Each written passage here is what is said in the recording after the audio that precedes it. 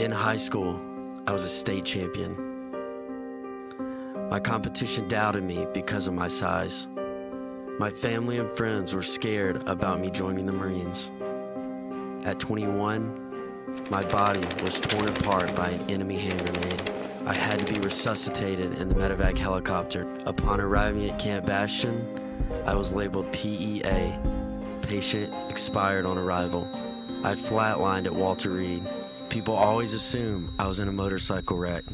My response to them? No, Taliban.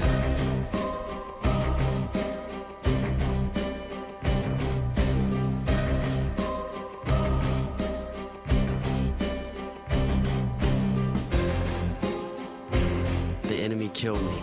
I came back. I ran a marathon, completed a mud run, and jumped from a plane.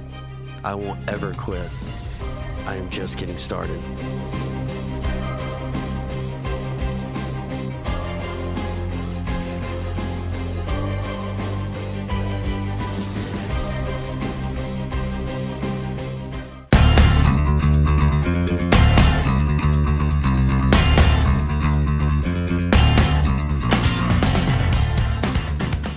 On June 19, 2014, President Barack Obama awarded Corporal William Kyle Carpenter, U.S. Marine Corps, retired, the Medal of Honor for conspicuous gallantry. Corporal Carpenter received the Medal of Honor for his courageous actions while serving as an automatic rifleman with Company F, 2nd Battalion, 9th Marines, Regimental Combat Team 1, 1st Marine Division in Helmand Province, Afghanistan. Welcome to our channel, United States Navy ships, sailors and submarines. I am your host, Dougie Fearless. Today we are taking a very close look at a true American hero, William Kyle Carpenter, a United States Marine who received the military's highest award, the Medal of Honor.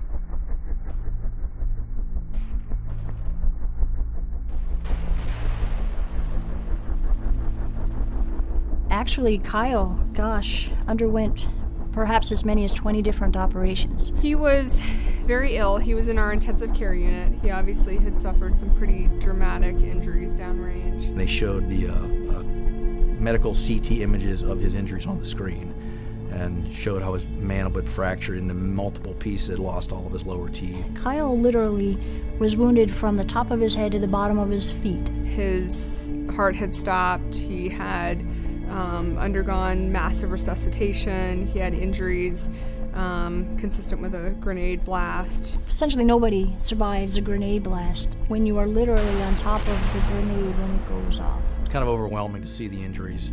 His kind of head, neck, upper extremities, chest, and even his legs. So he was very ill on the ventilator in the intensive care unit. His mandible had been shattered into multiple pieces. It was more like a piece of shattered glass than anything else. His heart had stopped, his lungs had stopped. The young man was essentially dead. He was pretty critical when he came, but he did remarkably well and was transitioned out of the intensive care unit. I think it was a month or two later.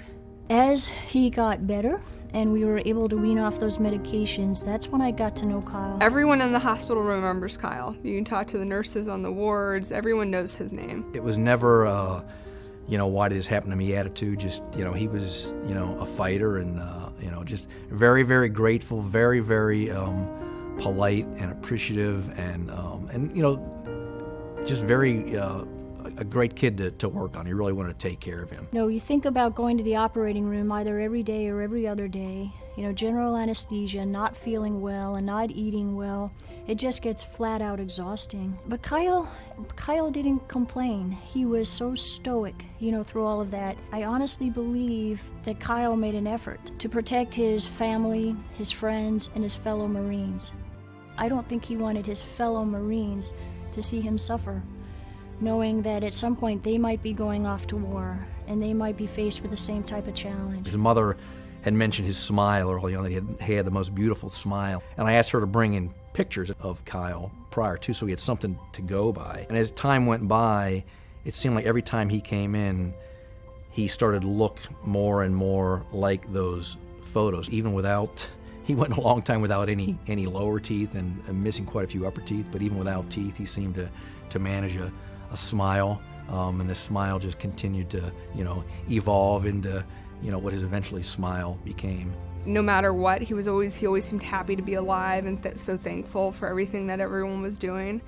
He, at one point had so many bandages and external fixators all over him, he could barely get up, but the physical therapist and occupational therapist would, push him to get up, and he would give 110% every single time. His attitude was really impressive. Kyle really was very limited, very disabled for quite a while, and he has regained a lot of use, especially of his arms. One of the other things that happened with Kyle is that when the bomb went off, it blew a lot of mud very deep into his body, literally tattooing him. And he had just, for the longest time, he had dark streaks and things and spots in his face and all over his body. And over time, that dirt, for example, has worked its way out, the debris. And he still has some if you were to see Kyle. It's extraordinary that he is still walking, and he's able to use his arms as well as he is. We joke a lot, and with my assistant and Kyle, and there was a lot, actually a lot of laughter. I think we had some good times, but that's what we try to do. You would never know what he's been through.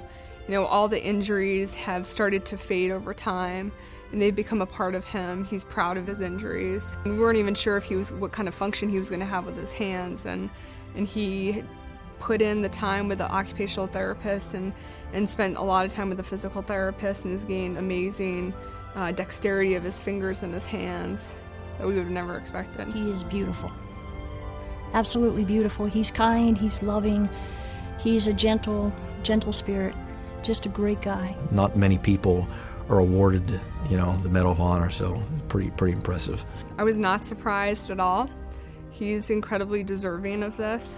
It was exactly, even with a brain injury, it was exactly consistent with that personality, of always giving, always looking out for other people, was totally in line with his actions downrange. So I was not surprised, and I'm just thrilled for him. If there's anybody in this world who will represent that Medal of Honor in the best possible way, that would be Kyle Carpenter. So extraordinarily proud to know Kyle, and so proud and appreciative that the President decided to give him that award.